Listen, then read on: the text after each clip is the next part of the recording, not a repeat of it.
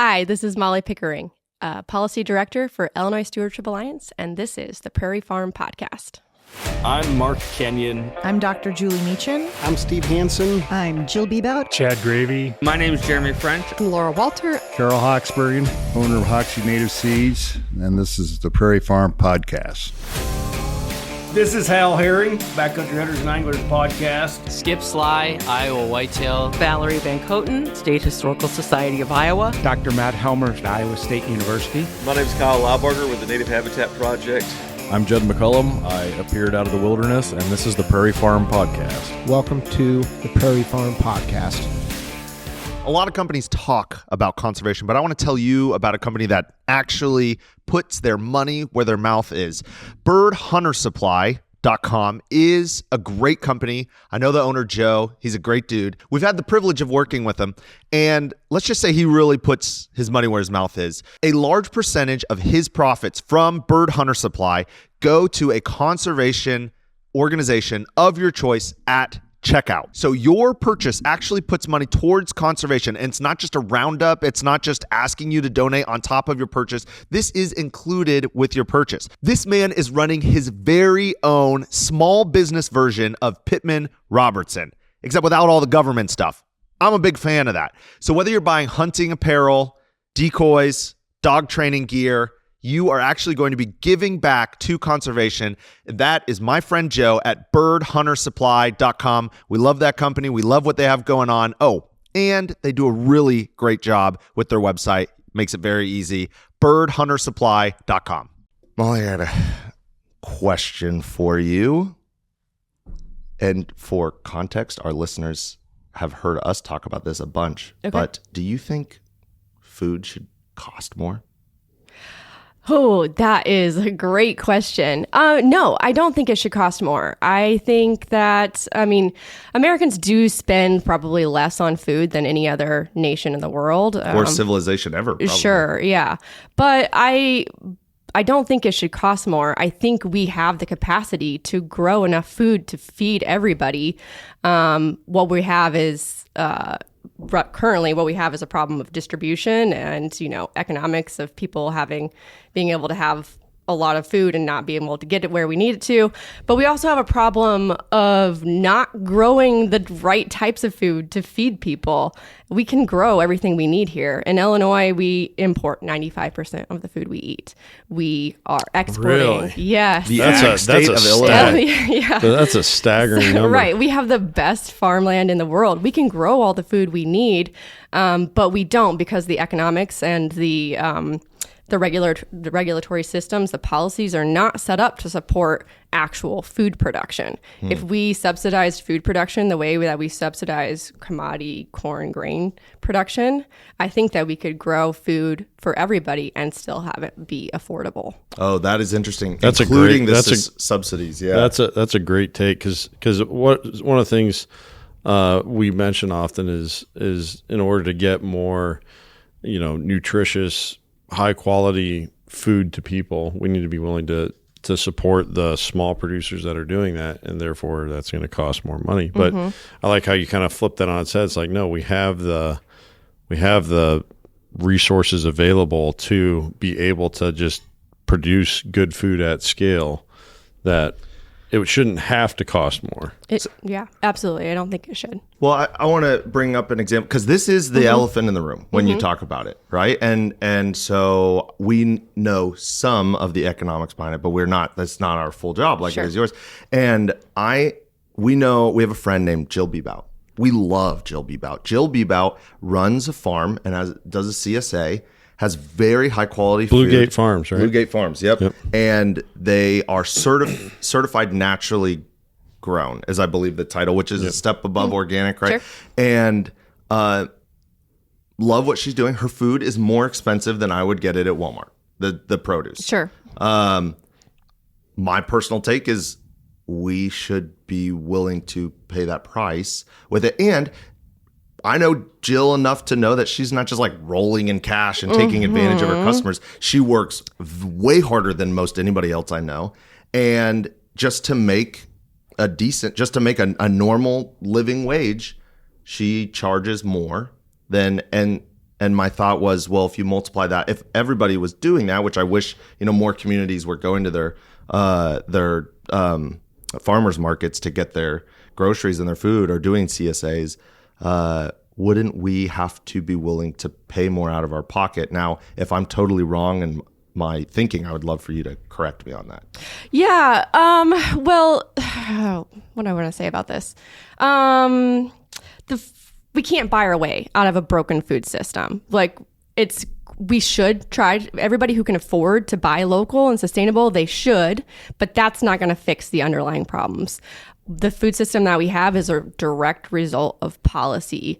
It's policies that are built to, over time, that have been built to promote and support consolidation, corporate control, and it's not set up to support small farms. The scales are tipped against small farmers, whether it's through regulations, like going to a farmer's market and having all these health department regulations that are not really set up for farmers, or whether at even the larger scale, take it all the way to the top, it's farmers competing against corporate control and monopolies in the food system. We have a giant monopoly problem in our food system.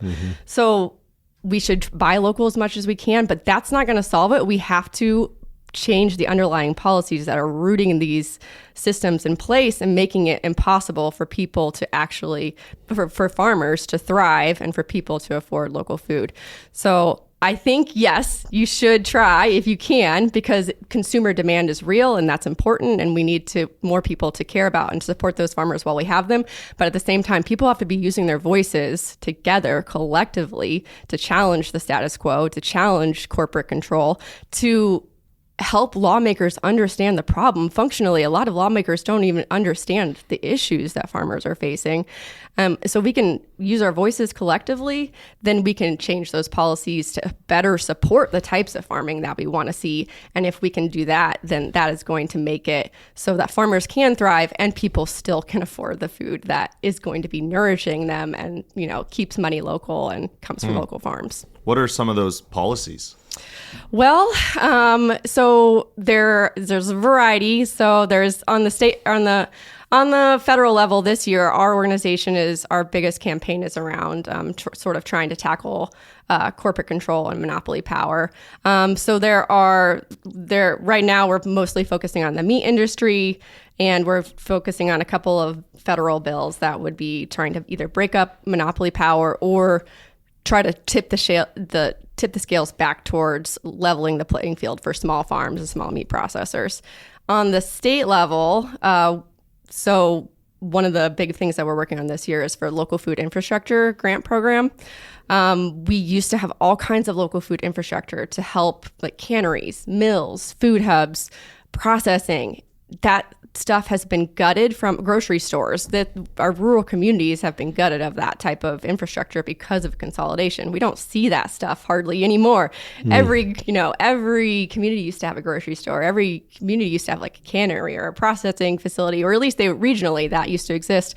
A lot of that stuff doesn't exist here anymore. So if you're a local food farmer and you're going for farmers markets, you want to sell farm to school or scale up into grocery stores, there's literally no place where you can, take your food to get processed to then be how like a school would want it, right? Schools don't necessarily have capacity to take on a bunch of fresh food. They need it sort of already minimally processed or aggregated, right? So if you're a small farmer, you can't meet the demand of the Chicago public school system, which is, so much food daily, or even rural school, a very small farm has a trouble meeting that demand. But if you can aggregate that food with other small farms, then that makes it more possible to be able to feed your local school system. But that type of aggregation, processing, distribution, those pieces of infrastructure no longer exist here in Illinois.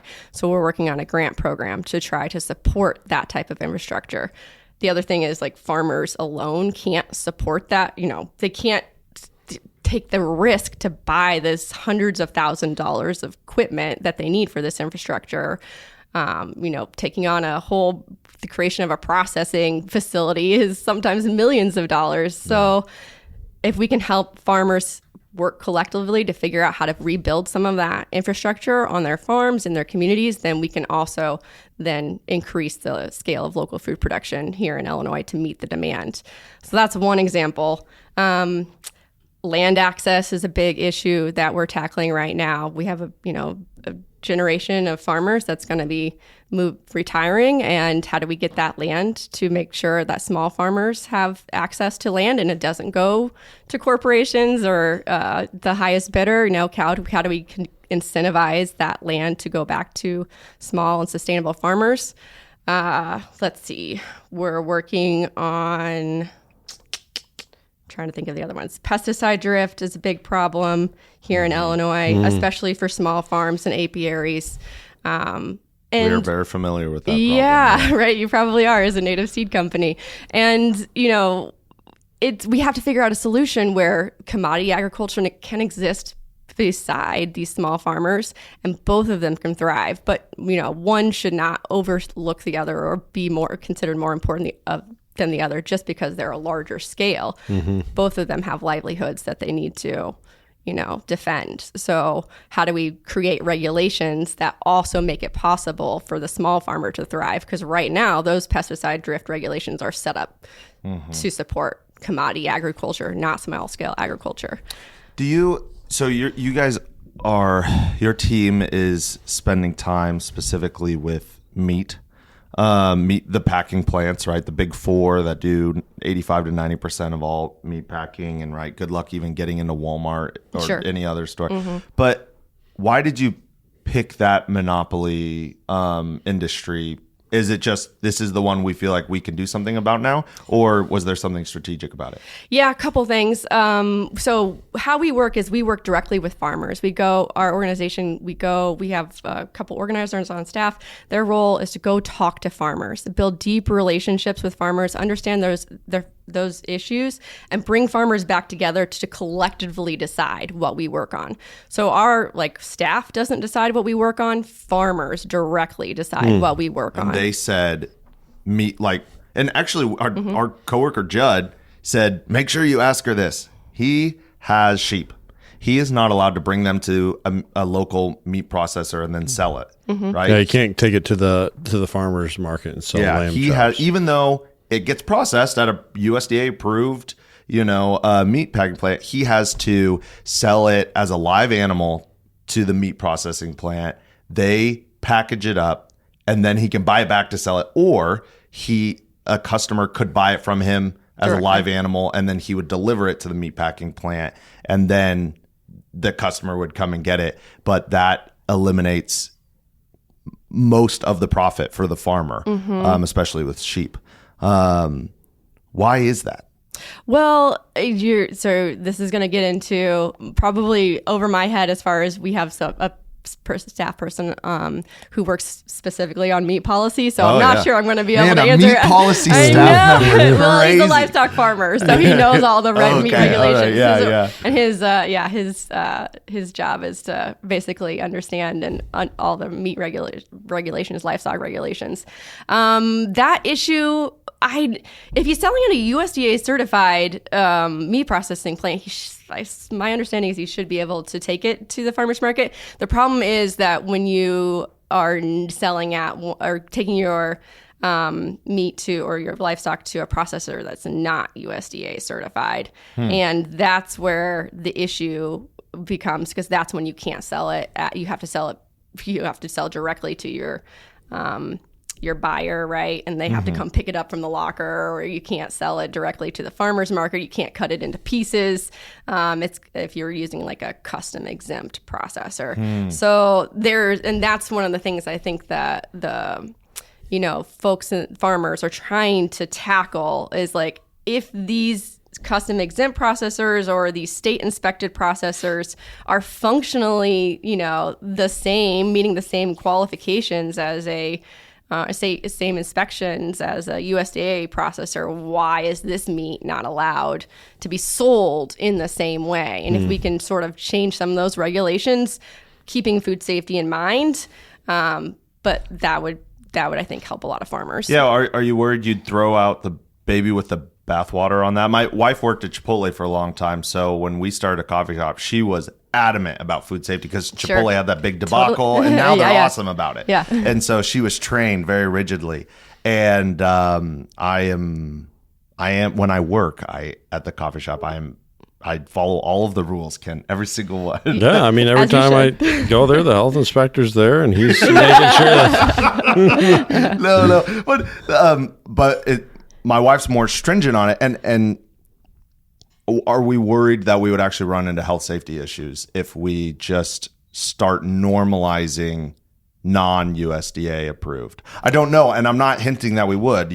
I don't know. I mean, that's a big debate. I see that debate playing out on all kinds of Facebook pages that are talking about these things right now. We got people talking about that. My personal opinion is that as long as it's labeled correctly and people understand and are made aware of the risks, then people should be able to choose how much risk they're willing to assume. So I don't want anyone telling me that I can't, for example, have raw milk, because that should be my choice. I'm an informed consumer. I understand the risk. But the problem is that that folks on the other side of this debate will say that we don't have informed consumers. Well, I think that's our job, to make sure, to build the policies, to make sure that consumers are informed and understand the risks and things are labeled properly and there is consumer knowledge. And then people can make their own choices. But I don't like the idea of someone saying you as an adult can't make an informed decision about your own health. When powers that be have to help others make safe decisions, they have two options: more control or better education, and more control is easier. It is, yeah. So, that's an astute observation.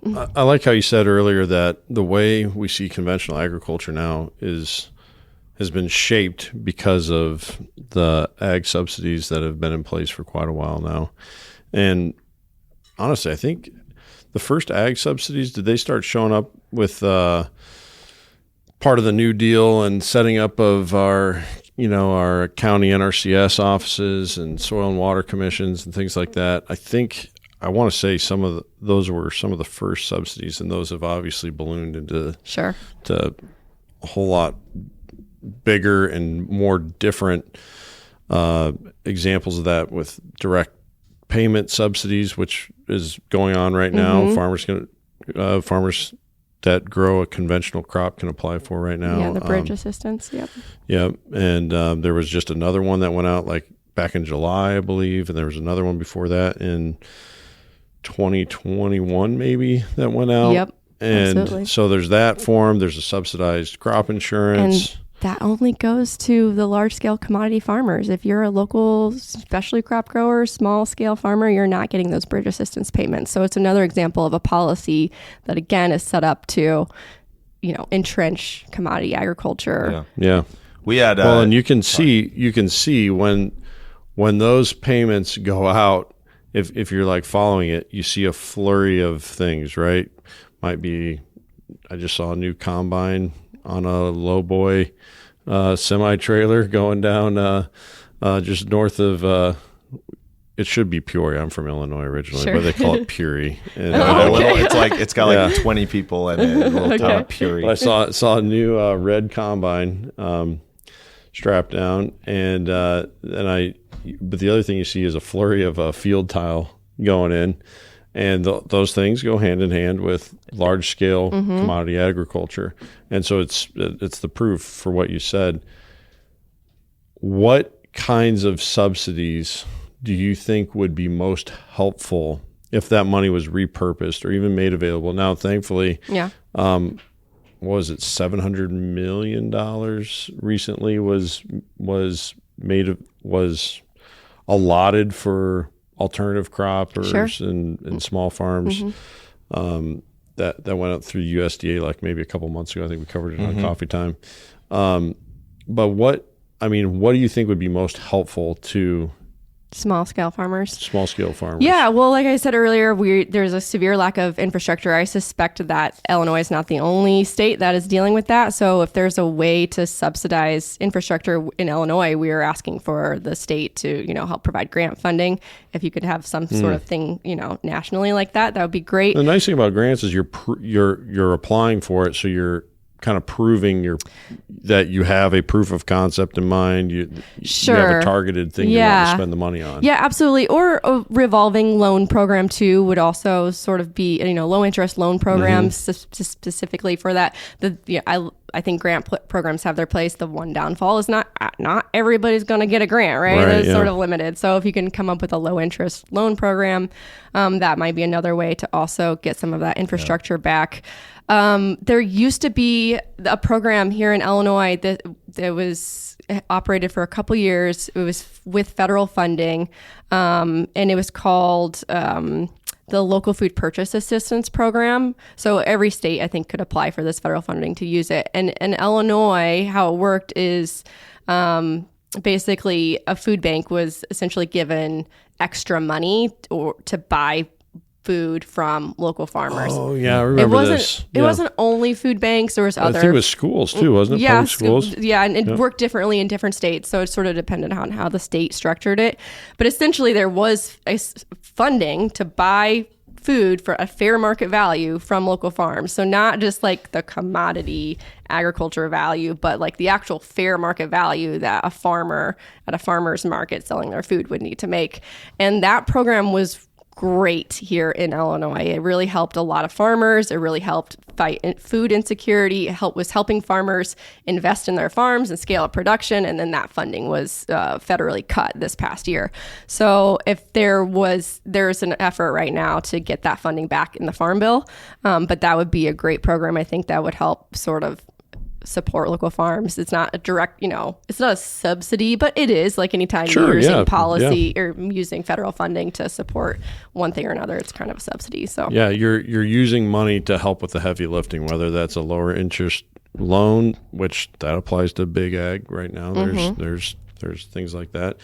There are some things that help small farm, like first time farmer land loans. Usually I have a friend who did I think they call it a 545-50 to buy land. This was through USDA. You had to, first of all, prove that you had a, farming experience of some kind, which is pretty loose application. Okay. And then you had to come up with a 5% down payment. And then the federal government would I guess loan you 45% of the remaining cash needed to buy the land at a 1% interest rate, and then you had to go to a bank or something to get the remaining 50% funded. So there are some things, but I think people hear that word subsidy. Well, even CRP is a subsidized. It's a subsidized program, and people view it as like such a dirty word. But no, there are good ways that it can be applied that are more equitable to any grower. We just need to subsidize the type of system we want to see, right? And I also, I want to be clear that I am not against commodity agriculture. My family is all commodity agriculture farmers. They're corn and soybean farmers, and there's a place for commodity agriculture to exist, but there needs to be a place for local food production to exist, and they need to be able to coexist alongside each other. And right now we don't have that. We have a system that only prioritizes commodity agriculture. Who was I? Maybe it was Judd. I think I was hanging out, but we were talking through commodity agriculture, and we were saying that it's not very often that the lower effort thing in an industry also ends up being the thing that makes you the most money. Usually the higher effort things make you the most money, but we were so desperate to get on a global scale of production of corn and beans that was subsidized so hard that all of a sudden corn and beans became the highest profit item, and coincidentally with Roundup, the easiest to produce. Absolutely. And dollars and comfort very hard addiction to break. Yeah, it's definitely, you don't see a lot. It's part of the challenge, right? Farmers, they're in this system and it's hard to get out of that system when you are, everything is set up to say, this is the way you should do it. This is the easiest way to do it. This is the safest way to do it. Nobody wants to, risk their, farm or risk their livelihoods taking on a new adventure in, growing apples or something else. Yeah. What do you think that transition, because I think it's easy, especially if you listen to somebody such as yourself, who's done a lot of thinking and work on this, you can get the vision, right? And I've been able to get that vision from even, like Joe Bebout and other guests that we've had through the years, Megan McKay, who want to support a different way of doing agriculture. But where it's hard to see is the transition, because both our states are so, dominated is an understatement term. Almost complete would be like probably a better term, complete. We are completely large-scale commodity agriculture is the surface area of our states, and then also the other part of it that it makes it so hard for me to envision the transition from, because we already transitioned once. We transitioned from a small farm, maybe sustainable. It was more sustainable, I think. Regenerative, probably not, because heavy tillage was such a part of it, and animal husbandry processes with runoff was. Where's the closest creek? Let's get the hog lot to run into there. That kind of thing. There was some bad practices that went along with that, and we can't gloss over those. But we transitioned from that model to where we are today in a relatively short amount of time, but it's hard to imagine the transition reversing itself. And even though we know it needs to, do you have any idea, like just from a nuts and bolts kind of standpoint, how you envision over the next, it took about 50 years to go from what I was describing to what we have today. Really, when we were growing up as kids, we were seeing that, my grandparents were the last of that old way of farming. Before glyphosate rolled out in the early 90s. Roundup, Yep.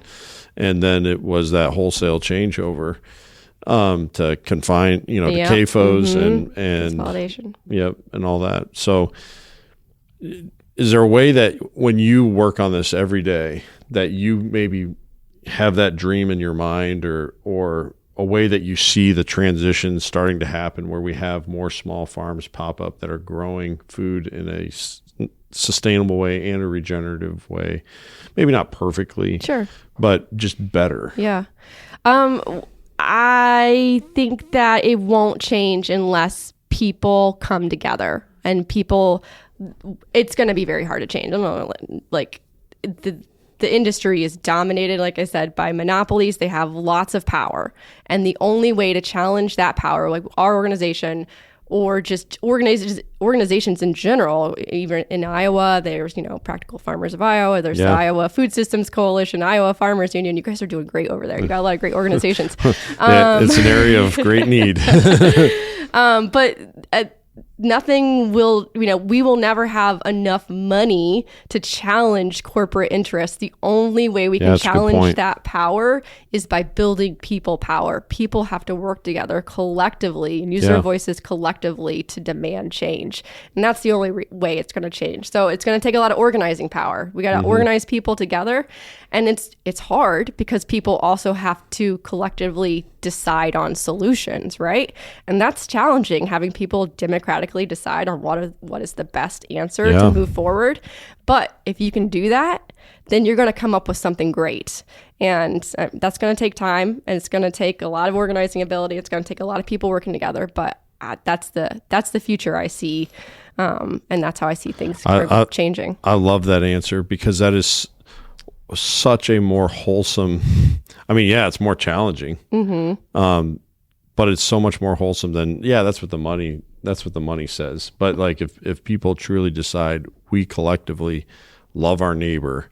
We want better for them. We want to work together. I mean, that's what a CSA is, community-supported agriculture. Yeah, and it can't be farmers alone. It has to be farmers and eaters, people who care about food, and we all do because we all need it. We all have to work together for change. It can't just rely on farmers to make this change. There's not enough numbers there. They can't do it alone. Everybody who eats has to care where their food system their food comes from and has to use their voice. And that's where education is so important, because people need to understand what good food is and what good food does for them. And I think that's probably, what you guys are doing here, that's a huge, and what we do with this podcast, it's a huge part of that education piece where there is something better to aspire to. Absolutely. So, I mean, you've kind of alluded to it as well, but we talk a lot about voting with your dollar and where do you spend. And now imagine if every 90% of people in a town in the summer got most of their vegetables or most of their produce locally. Mm-hmm.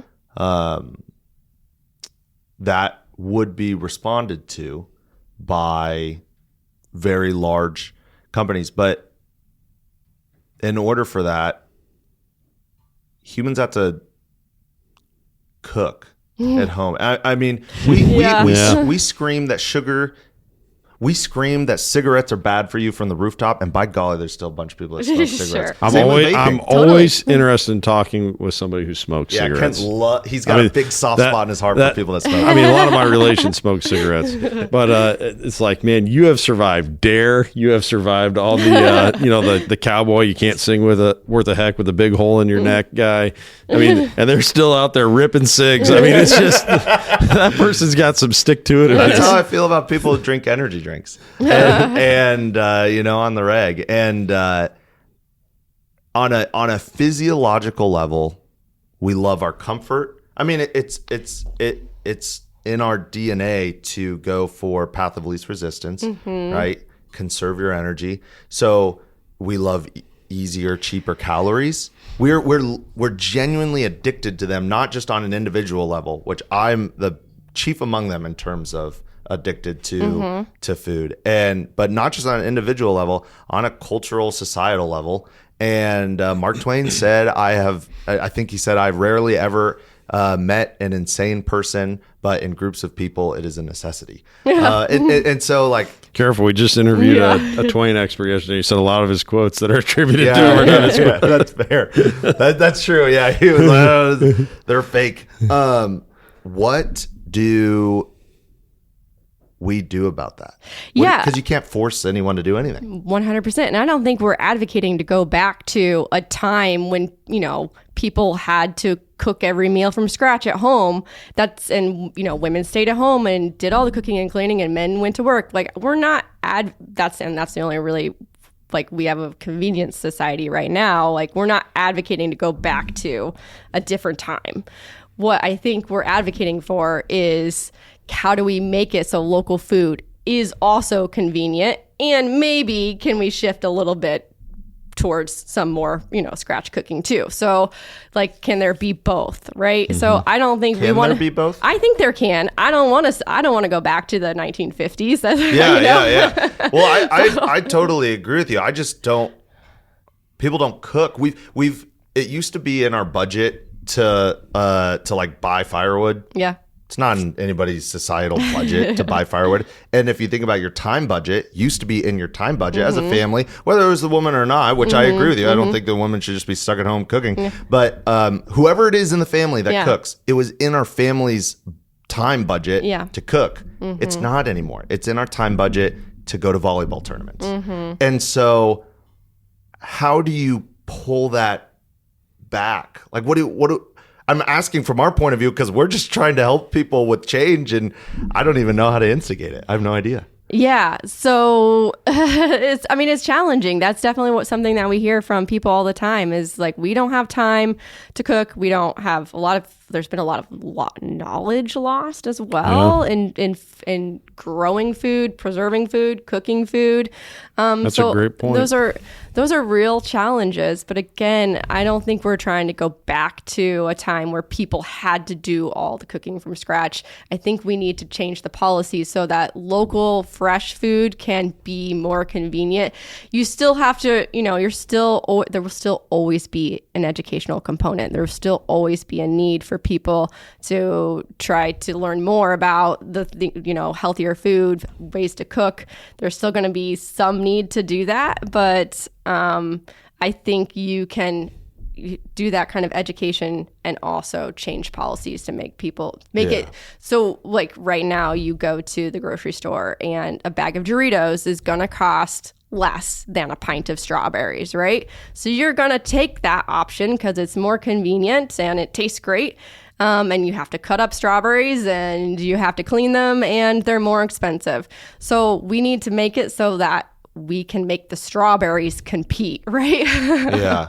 But, and so I don't want you to feel like I'm fighting you on this because I totally agree with you. But let's say Doritos are $4 and strawberries are $5. And then we say, hey, actually, we need to really be doing more local strawberries. Yeah. And so there's not a monopoly like, was it Driscoll? Driscoll, yeah. Driscoll has that monopoly. Yeah. They're making a ton of profit, but if we started going to more localized strawberries, would they get more expensive? They would, but again, we can change those policies to make sure that monopolies aren't controlling the food system and that we're subsidizing the type of food system that we want to see. Yeah, because Doritos are subsidized. Yeah, they are. So Yeah. if we're going to subsidize Doritos, we should for sure be subsidizing strawberries. I'm with you on that. Totally. And with this type of food system that we have right now, what we are doing is we're externalizing all the costs. We're subsidizing the cheap food. We've got cheap food. We've made it. That's great. So more people can afford it. But we're externalizing all those costs onto the environment, onto labor, onto people's health. Right? The health so cheap system, food isn't cheap when you think about the long-term effects of the system that we've created. I want to run on something that Kent and I have been worried about and frankly don't necessarily have an answer for, but we're just kind of in the beginnings of thinking about it. So let's go back to grants. In the native seed industry, there are some very large companies that are buying other smaller native seed companies. And coincidentally, and we work with these companies. Yeah. And they're great people. The people we work with are great. But coincidentally, they line up with the companies that are really good at writing grants, getting grant money. Sure. So nothing wrong with grants. I'm really glad grant money is flowing in the native seed industry because we were on the brink of just losing the ecosystem totally. That is one example of a way that people can assume or collect resources or power. And there are entities in the world that are better at collecting resources and power, no matter what industry they're in. So how do let's say we totally reset and let's say Bear's dismantled or it's illegal to sell, the monopolies are gone and there's tons of packing houses and there's more places to buy food than just Walmart.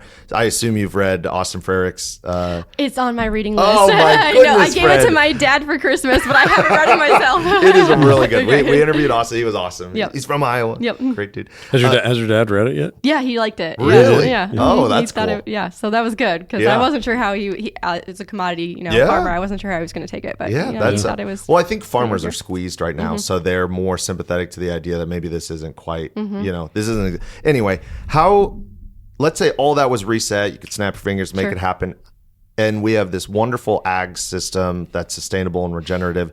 How do you make sure, because power consolidates, it's just a law of mankind. How do you make sure that we don't end up with monopolies, regenerative monopolies, but monopolies all the same in 40 or 50 years from now? Oh, I'm not sure I have a great answer for that question. I'm not sure I've thought ahead enough about that, but my gut... I know we're all just fighting to get to the regenerative part. Yeah. My gut reaction is that when we set up the laws for this great new system and the policies for this great new system, there has to be checks and balances on power. So, I mean, we have that right now. It's just not enforced. We have anti-monopoly law, right? There's supposed to be a check on this, but is it just not their being lobbyists enforced. are so good that it's not being enforced? Is that what's going on? That is the big problem. Yeah. Interesting. Interesting. There was a guy, and he's really public about this, so I'm going to be. Well, and if you've been rewarded before or after you've been in office by those entities, the last thing you're interested in doing is blowing a whistle on them. Totally. Well, right. and behind the scenes, you see how much power they have. Yeah. And I think it would scare us if we heard some of the conversations behind closed doors. I agree. So, I mean, we have to change ag policy, but there's also some sort of like functional democratic policy that has to be changed too in order to get the society that we want. So whether it's, putting caps on politicians being able to go become a lobbyist later, or those sorts of things also will help grit the society we want. Term limits? Are you a term limit fan? I'm a big term limit fan. Here, I have the best term limit solution. At Hoxie Native Seeds, our mission is to provide native seed and education for landowners and land managers that care about their ground. So the education, we're doing that through the podcast and interviewing experts and the stuff we put out through our website. But the native seed that we provide, whether we grew it or we work with other producers that grew it, we are here to provide that for you. It's what keeps the lights on for us, and it's what we love to do. Most of our seeds grown right here on our farm, HoxieNativeSeeds.com. Oh, and if you need a little help with consultation, not sure what to put on your ground, we would be happy to help you with that as well. Give us a call, HoxieNativeSeeds.com. Yeah, in my humble opinion, Tell us. right? Everybody listen. I wanna hear You it. should only be able to hold office up until, I mean, you don't get crazy with like the dynamic. Don't break it down to like ethnicity and stuff like that. But like if you're a man, what is the life expectancy for a man in the United States of America? That's as long as you're allowed to serve. And what is the life expectancy for a female? That is as long as you're allowed to serve. Wait, but that'd still be like 80 years. Yeah. No, it's not. It's like 74 and 76. So you're allowed to So serve you're allowed to 74 serve years. 74 years? in Well, Congress? I mean, sure, there's people that do that already, right? You're probably not going to get started though until you're in your 30s or 40s. And the point is, if you are creating a better America, people's life expectancy is going to increase, the average life expectancy. Now, people who have everything. I'll take that, but divide it by 8. Yeah. I guess. Well, but then Maybe with you're Nick on saying this one. that I think at some point you start getting a diminishing return on or just on having newness and not holding on to like wisdom. That's fair. I think you're a brilliant person. I definitely think you're right, because that's no different than what it is today. Nobody could serve 70 years. No. You're saying someone's going to start serving when they're when they're born. Your career is still going to be limited to like if you're a career politician, you're probably only going to get 30 years. That's what I'm saying. How does that change from what there is because today? there's people that are serving it well into their 90s. Oh, okay. I thought you meant you could serve 74 years. That's No. also how I understood it. You can No. serve up to the age. Up to the age, once you're 74 Okay. years old, you can't. If that's all the better you've done, or if it goes down, now you're motivated to make it a better place, because who holds down the life expectancy? My grandparents have a good life. They're well into their 80s. There's a lot of people in this country that don't have a good life. And that's the whole point of our conversation, is we're trying to get it better for everybody, not just for the top 10% of our citizens. We want all of our population to be healthy, happy, and thriving, right?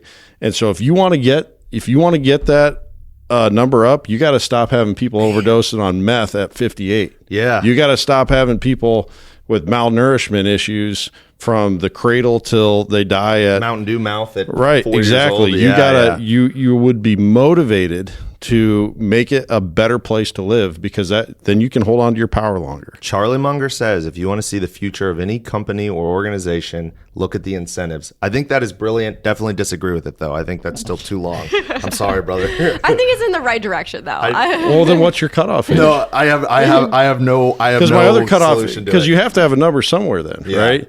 So my other number would be, you could live past the last age for Social Security, you could serve past the last age for Social Security for like maybe 1 or 2 years, right? Because that's when most people are active in their communities. While they're still working professionally, while they're still interacting professionally, you understand what the average American is concerned about. I was thinking, when you're 92 years old, you don't know what a 36-year-old dad of 4 is concerned about. That was the Great Depression for you. You know what I mean? Like, yeah, I was thinking, and if you have an idea, I want to hear yours, but 24 years, because that's a generation. You can serve a full generation, then you got to be out of there. You know what I mean? I shook Grassley's hand once upon a time at a church. Seemed like a really nice guy, but by golly, he's been there a long time, accumulated a lot of power. But there is valuable experience that spans multiple generations that you would not. Yeah, lack. I'm okay lapsing on the experience because they're going to still have those people in their ear. Like the experience isn't just poofing away from our society. I don't know. I like my method better. All right, what do you got? I sort of am with you, Nick. I think I like term limits, but I think they should be long, because you get that experience and you have sort of the breadth of time that you need to create change. Like, it's really hard to create change in 4 years. Yeah. Definitely. So a long-term limit. I do think some people say 2 term limits. I do think that is I think that's a little unreasonable. I would take 2 term limits over no term limits. Sure. But I do think 2 is too short. I think I'd want more than 2, because like Molly's saying, it's so hard it's turning a battleship. And if you have a country that's now vying to make their big changes within 8 years, can you imagine how much that pendulum would swing in all the rest of our lives? Because everyone's trying to make their mark, right? Right now, the establishment is... And lobbying would be so much harder too. Yeah, that would be good. No. I don't mean more difficult. I mean, lobbying would be much more extreme because they have such a narrow window of time to get what they want. I just think with time you can consolidate power, and it's just generally better to. But there is a sweet spot. I do think two is too short. I'm just saying I would rather have 2 terms than unlimited terms. So these are the types of policy discussions that we, not necessarily about term limits, but like that our members are having all the time. Like, what are the solutions to these problems? And, how do we come up with, agree with these types of solutions and then move something forward? So it's just interesting to see you guys battling it out. The founding fathers spent collectively tens of thousands, millions of hours thinking and writing and debating about this stuff. And they didn't come up with term limits. That blows my mind. They came up with checks and balances and all this other weird niche stuff that I not hardly relevant today. The only thing I don't like about having that hard drop off that can't be improved on, there's no incentive. The only incentive is to get what I want as fast as I can get it. Yeah, I love your incentive idea. It's brilliant. Why I like having an open-ended. What if you did both? You're in control of your own destiny. Make it better here for all of us, and then you can keep your spot. I also wonder if there shouldn't be rewards for performance. That's exactly what I just said. Yeah. No, that's what I'm saying with you. Is but not making that the strict. Anyway, we're really. I'm sorry, we really derailed this. This is interesting. I liked it. I've enjoyed that a lot.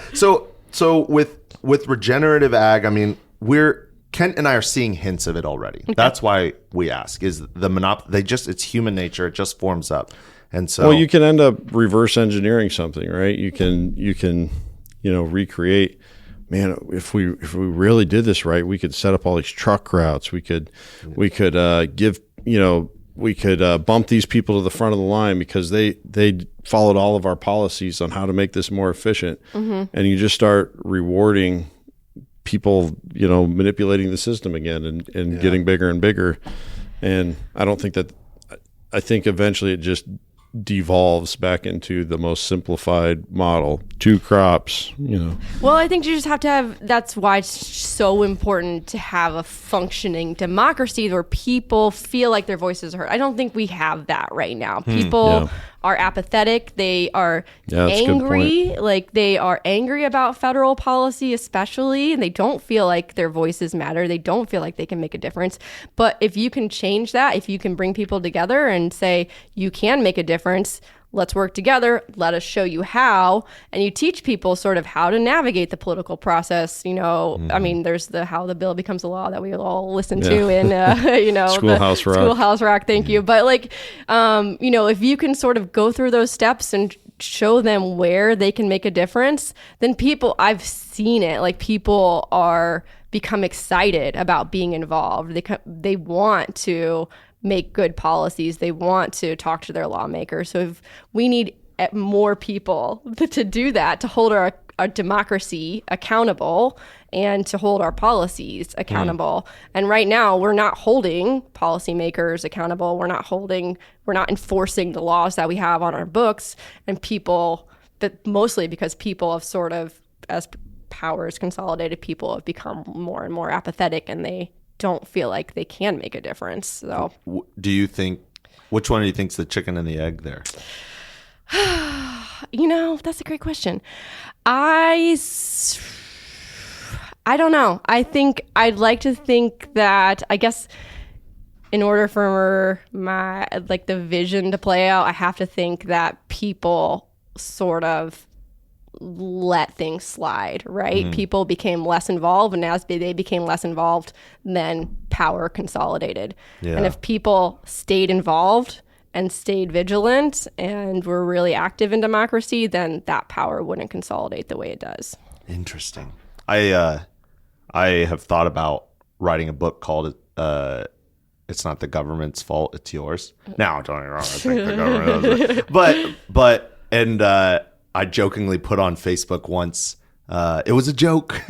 People were very upset that it should be illegal to vote federally if you don't show up to most of your local elections. Oh, interesting. Because that affects you more directly, more quickly, and it helps you be more connected to the human side of it. I know that human running for it. And then when the president is curious what's going on in Iowa, they call the governor. When the governor is curious about what's going around the local, they call our mayor. Well, I have the chance to talk to my mayor and tell my mayor. I don't have the chance to meet the governor and shake their hand and tell them what's really important to me. And I think that it could trickle up in that direction. Not that that's what you were saying, but I feel similarly that we felt you take your eye off a devil for 1 second. Yep. You know what I mean? And so is it the devil's fault? Definitely. Is it also your fault for knowing Q as a devil and taking his eye off of him for 1 second? Kind of, Yeah, yeah, for sure. I think so. Man. Well, we want to shift because we really like your organization, really like what you're doing. Thanks. So we wanted to give an opportunity for you guys to talk about what are big successes that you have had that you would like other places to replicate if they could? Ooh, okay. Well, I would say our organization's pretty old, but really we have only shifted to focusing highly on policy in the last 5 years. So, what were you doing before that? We were doing a little bit of so it started off as a policy organizing organization, and it was really around strip coal mining. So it was bringing people together to protect their land and resources from strip coal mining in the South. Interesting. And so that's how it started. And so how long ago was that? That was in 1974. Wow. Yeah. And then so the original founders were actually responsible for passing some really key federal legislation that protected people from protected land from strip coal mining. Oh, sorry about that. You kick your foot. So then the organization took a shift to be more about just rural issues in general. And then that sort of shifted into local food and sustainable agriculture. But there were some times in the past where it wasn't the most functional. Like all nonprofit organizations sometimes go through periods of struggle. And so for a while, they were doing some direct local food programming instead of sort of shifted away from policy, and were running farmers markets, trying to do value chain coordination, essentially. Interesting. Yeah, connecting farmers directly to restaurants and to businesses. And then we're doing some conservation technical assistance for farmers. And so we sort of had shifted at one point sort of away from policy. Was still doing a little bit of policy, but it was like one of three things that we were doing. And then in the last 5 years, we really shifted back towards focusing just mostly on policy and leadership development with farmers. Interesting. Why? Yeah. how did you become metacognizant of, that something needed to change? Well, first of all, we saw how big of a difference it made and this is actually sort of personally for me too. I started out as the outreach coordinator here. So I was going around interviewing farmers, telling their stories, running like a Buy Fresh, Buy Local program to try to essentially a campaign to get people to buy local. And at the same time, I was also doing sort of the communications for our policy work. And so I didn't have a policy background. I told you earlier, I was a Spanish teacher, so I didn't come from policy. But I saw that when we passed a law, I saw the difference that it made immediately. Wow. And you could say this was going to, this changed people's lives overnight versus it didn't matter. It didn't seem to matter how much marketing. When you were a teacher, you could observe that. Is that what you're saying? Well, no, when I was doing the policy and the marketing for Illinois Stewardship Alliance. So I was doing a lot of marketing and it didn't matter how much I marketed. I could market, I could promote, buying local as much as I wanted and did the best job ever on doing that, but it wasn't moving the needle for farmers. But when we passed a law, I could see this made a difference for people immediately. So that was a real mindset shift for me. But then the real thing is we hired a new executive director. It's getting close to 10 years now. I said 5 years, but man, time is flying. It's closer to 10 years. So we hired... You did say 5 years for 5 years. Yes, exactly. Wow, exactly. Crazy. So we hired a new executive director. She came with a community organizing background. And so she really helped us move towards policy. And so shout out to our executive director, Liz Stelk.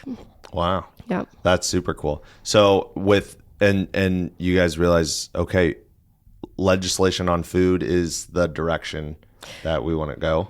Well, it was more about legislation for farmers, right? It was more about, which happens to be food. Yeah, exactly. So it was more about bringing farmers together and solving the problems for farmers. So as terms of wins for Illinois, I think one of our biggest policies that we've passed is around cottage food. So this is a real example of how just regulations are not set up to support small scale farming and food businesses. Are you familiar with cottage food? Yeah. The cottage food license means you can make it in your house, right? Yes, essentially. Oh, yeah. So that was before the cottage food law existed in Illinois.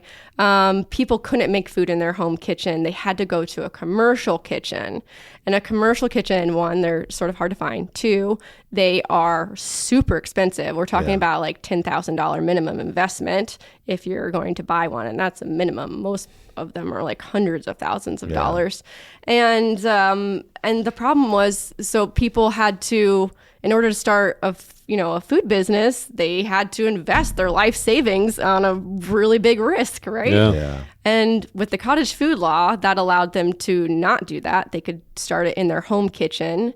That is a huge deal. Yeah. So Illinois cottage food law is from you guys. Yes, it's wow. from us. Congrats. Yeah. And we've been doing different iterations to try to improve that cottage food law gradually for the last 10 years as well. So every couple of years we revisit it, tweak it, make it a little bit better for folks. But now I think, in my personal opinion, I think we have one of the strongest cottage food laws in the nation. Amazing. Yeah. What do you think of Iowa's?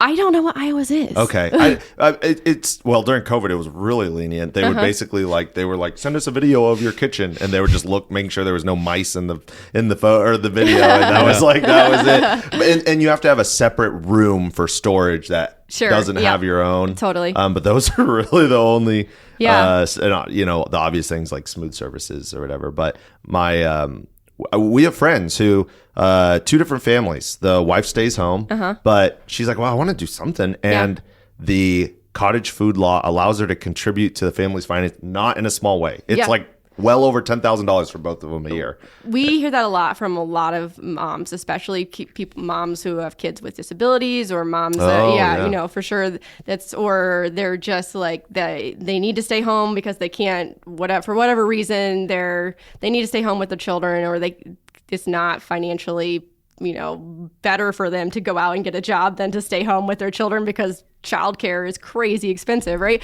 So we find that a lot of moms staying home with their children, like this has been a huge game changer for them and for their families.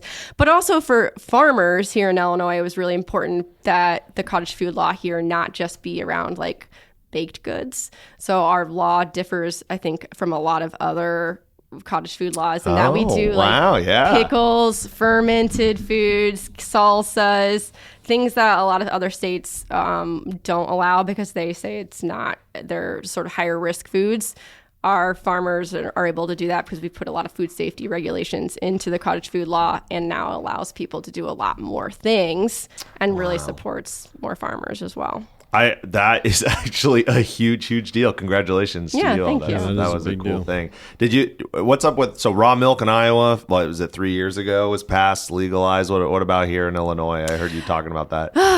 So raw milk is legal, but you have to buy it from the farm. So you can't, they can't go to, a farmer can't sell it at a grocery store or a pickup or drop off location. Yeah, we wanted to have raw milk at the coffee shop to like steam raw milk, and that would be fun, but no, that is a no-no. Yeah, that's a big no-no for sure.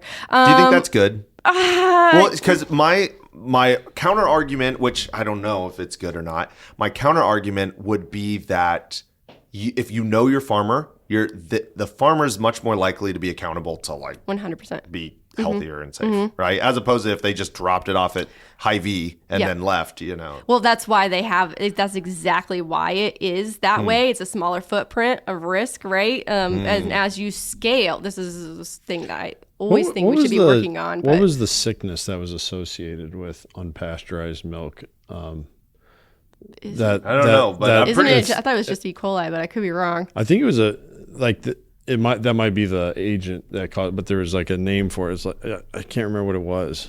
It was a pretty common. I'm Googling it. Sorry, but keep going. Well, it's as you scale up production and you're going to, you're reaching more people, then you should have more regulations, right? Smaller scale, you have less impact. You're going to have less impact on people, the health, economy, the environment. Less regulations. As you scale up, you should have more regulations. That's not what we have right now in most of our system. We have regulations are just set up for like the highest. Oh, and so if you can't high jump 15 feet, you can't get over the bar. Totally. You have to have $1 billion. Well, then all of a sudden only one company's left. Exactly. Exactly. That's a great point. Most commonly associated with pathogens like Campylobacter, E. coli, and Listeria. Listeria, that was the one. Beautiful. Yeah. So raw milk at your coffee shop. I think if we could craft a policy where it was really transparent and people knew that they were getting raw milk and they could make that decision. Or like a label on the cup of who the farmer that it came from, or build that bridge. That's interesting. People could make their own decision about their own Sign a waiver risks. with each. I will not sue you for the E. coli. You'd probably have to, because those are bacteria, you'd probably have to also get more regular inspections from. Because right now it's every 3 years. Well, it's twice a week for you guys. We're special. They told us that we're so special. How long is the probationary period? I'm just kidding. Spire is a very clean place. I just love giving my house below. We live in an apartment. No, don't say incriminating things. Don't say incriminating things. Actually, you've been in there, so it's clean. Yeah. Despite how Kent paints me, I'm pretty picky about my living space being clean. My truck's just. It's just my truck. Oh man. Here's a question for you. Because my wife and I were talking about this because we grew up in different households that did this differently. Do you do your dishes right after you eat? Do you do your dishes before you eat, or do you do dishes when they pile up on Saturday? I don't do the dishes. My husband does. Man, what a king! What a god! I cook. He does the dishes. That works good. That's a deal. Yeah. I would take that deal every day. day if I could. But I can't. So Yeah. I cook half the time and then do dishes. Caitlin hates it when the dishes pile up.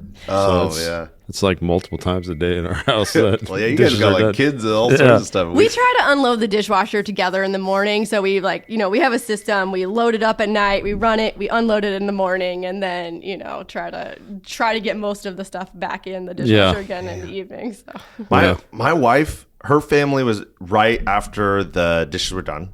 I grew up when the sinks are full, but my wife does them before she eats.